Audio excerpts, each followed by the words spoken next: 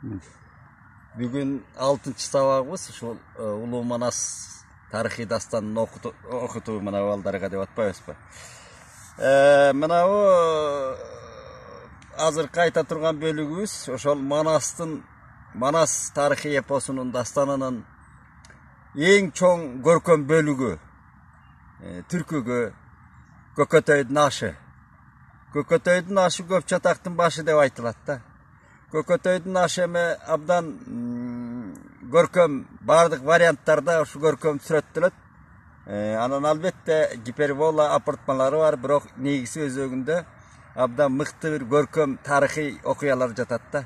Ушу кыргыздын кыргыз болмогу, кыргыз жанагы кыргыз элинин көчмөн цивилизациясынын чын эле уңгусу, үлгүсү болгон ушул Көкөтөйдүн ашында айгинеленип турат.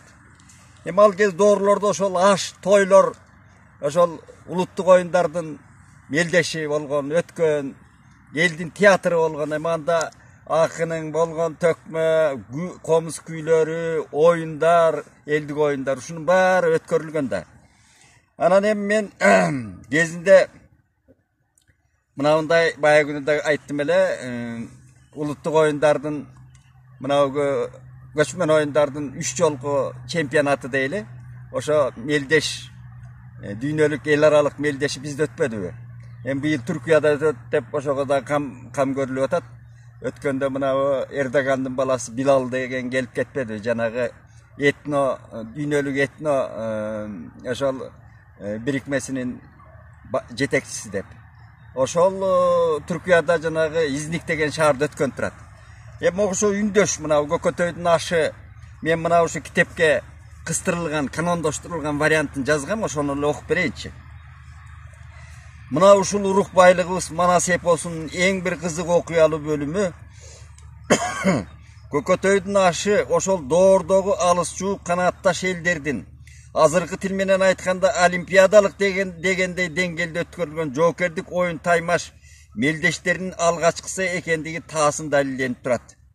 Анткени Улуу Манас дастанына курбалдаш же тең келген, биз өзүнчө кеп кылар жоокердик спорт оюндарын кең масштабта атайлап таамай чагылдырган мындай тарыхый көркөм чыгарманы башка жамаатташ жумурат өлкөлөрдүн элинен табуу мүмкүн эмес.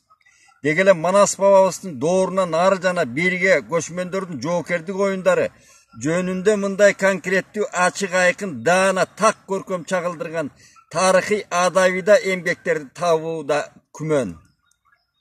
Албетте аталган оюн, соок, мелдештер жүрүшү Манаста мынчалык терең сүрөттөлүп жаткан соң, демек алардын калыптануу таржымалуу тарыхы андан аркыда саңгылымдарды артып келген турган иш.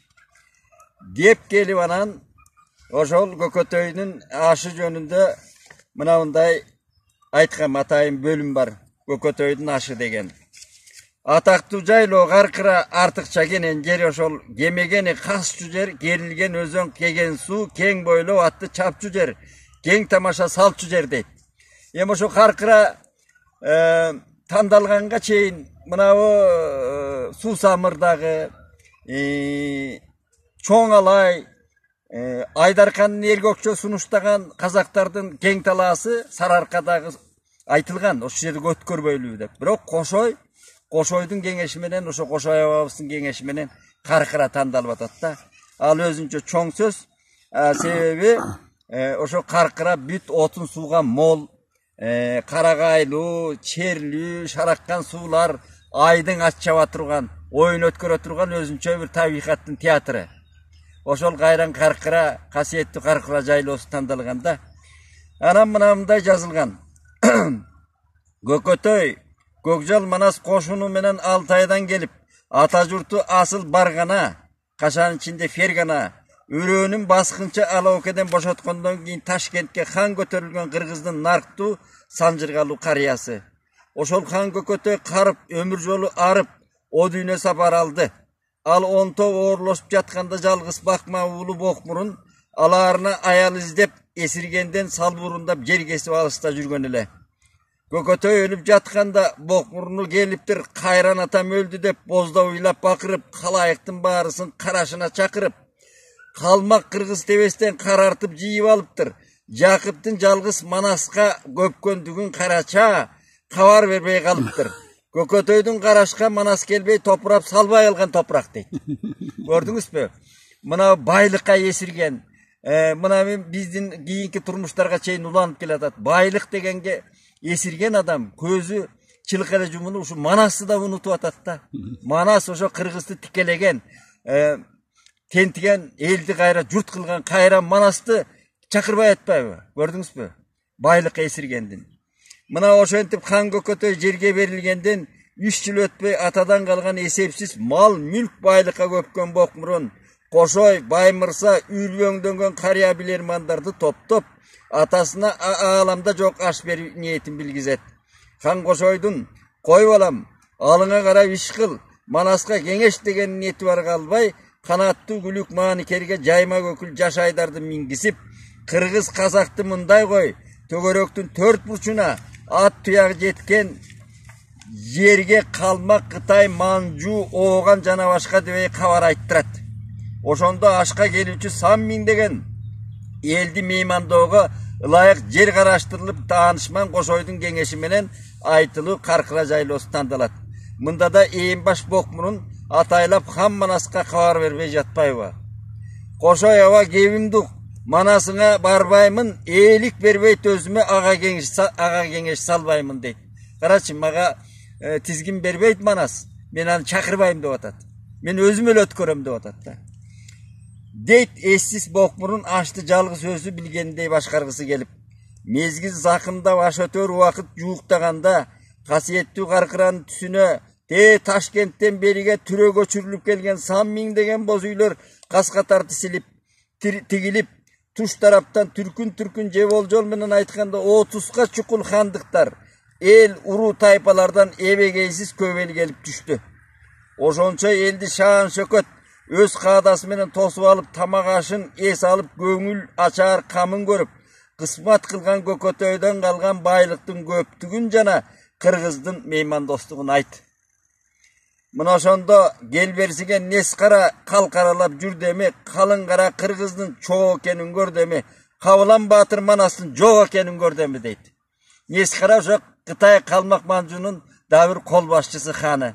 Oşo kişi sın çeken, ana Manastın çoğun görüp, anan aytıp, Alangıça Koңurbay, Neskara, Joloy, Uşan, Orongu başlagan sansız Kıtay kalmak manjular kasiyetli Manastın çoğu ekenin bilişetti. Adegendile aşka dümök salıştı. Koykondoğun bokmurundu keketip aldığındağı maniker gülük tartuğa berdeşti. Alturgay gemegelerde bışıp jatkan etke kol salıp kısmasçılar tokmoktop ağaçtın dastarkonunu talap ketişti. Mına şonda esik etip elengdep çalbarın bulgap jürögü tüşkön bokmurun Koşoy'a geldi şömtürüp. Bokmurundu jemelegen Han Koşoy başlagan Kırgızdardın başçıları aylaları altı tügönüp amalı getkenden maniker gülüg at menen alakanday kat menen bayagıle jaşaydardı tün kata tımısın talaska çaptırdı. Manas bolgonu mınday ızaga, bolgonda da joodan özü baştap öz kolu menen kan götürüp kadırlagan Kökötöy havasının aşınan sırt kavarsı kalgan gökjal uruşarga joo, urunlarga too tapmay buğulup turgan gezde geldi jaşaydar jaşın töküp. Kurgan aydardın az bolgonda başı ketmek, birok akılman bakay, menen Kıra Kanikeydin savurdu kengeşi araçı boldu. Oluya bakay havası, Kıra'nın Manas til alçı, bu da жалгыз sen жалгыздın canın kıyvaçı deydi. Akılman kengeşten giyin Ayköl Manas savur garmap, namısına gelip, az günde 40 çora başlagan Göğkoşka kalın kolun menen Karkıraga kaplet gün kürkürögöndey gelip düştü. Kıjıldagan köp manju, çırbaştagan Koңurbay, Joloy, Neskara, Kankor Manastın sürünön, acıdarday ayvatынан argası aybıgıp, kınına kirdi. Mına oşentip Kökötöydün göktüsü kan örgö üstünde kayradan kalkıldap götörülüp, kasiyetli Kırgız aş saltanatı öz kadasına gelip, Han Manas aş eesi, Koşoy Karya kengeşisi, Ramandın ulu jarçısı oldu. Aş öz kadası altı, şahan şökötü, ırım menen baştaldı. Mına oşentip Kökötöydün aşı baştalgan. Adegende mi Kırgızdın aş toylarının bardığında birinci çoğun bayge aş ат чабууга берилет да, ат чабышка. Мына ошентип анан ат чабыш башталат. Муну эми кийинки мына биз ушу Манас сабактарын бүткөндөн кийин ошол Кыргыздын улуттук оюндары же болбосо көчмөндөр оюндары деген атайын баян баштайбыз. Ошондо дагы айтылат. Ошентип анан ат чабышта эми албетте Кыргыздын ат чабыштары ушундай түргө бөлүнгөн. Күнү чабылган ат чабыш, же кемеге ат чабыш, же болбосо коно чабылган ат чабыш деп. Коно чабылган ат чабыш ошо 100 чакырымдар аралыкка чейин. Кийинки мына Шабдандын ашы 1912-жылы Шабдан Батыр каза болгондо орус бийлиги өткөргөн, негизи байгесин коюп. Ошол Шабдандын ашын 13-жылы өткөн. Ошол акыркы көчмөндөр оюндарынын акыркы мына аркалык кыргыздардагы чоң оюну ошол.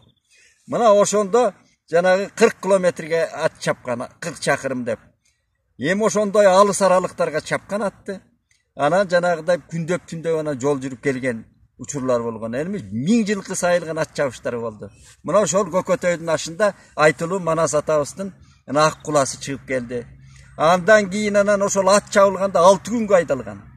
Анан 2 күн өргүү болуп, 1 күн эргүү болуп, 2 күндө ат келет деп 9 күнгө айдал, 9 күн убакытта ортодо эл бекер жатпасын деп жана жан батыш дегенде. Андан кийин балбан күрөш, эр сайыш, анан кыргыздардын бир кийинен уяттуу оюн экен деп алып салган Төө чечмей деген оюну болгон. Аны кийин кеп кылабыз көчмөндөрдүн оюндарды. Төө чечмей, кызгуумай, анан жанагы эр сайышты айттык, эреңиш, көкбөрү, койчу эмне деген оюндар. Түнү кадимкидей жанагы Алтыбакан Селкинчек акындар айтышып, ошондой чоң оюн соок көчмөндөрдүн театры болгон бул. Мына ошондо баягы алыс жуугалдан Көкөтөйдүн ашы көп жийиндин көп чатактын башы деп айтылып калганы ошо кезде жанагыдай башында эле башталып атпайбы чатактын ырбап.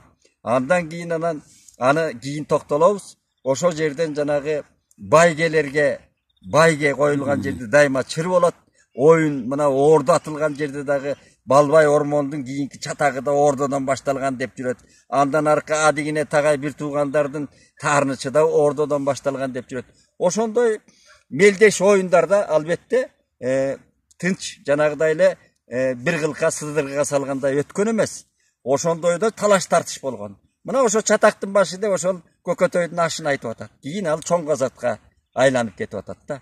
Мына эми ошол улуу Манас дастанынын көркөм бөлүгү кыскача айтканда Көкөтөйдүн ашы ушундай өткөн.